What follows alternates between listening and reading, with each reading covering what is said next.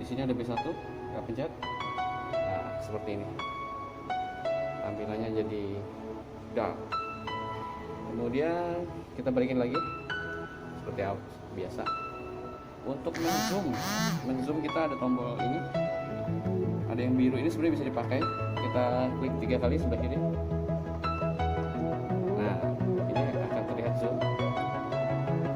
Untuk mengembalikannya kita tekan minus yang sebelah sini, yang sebelah kiri ya.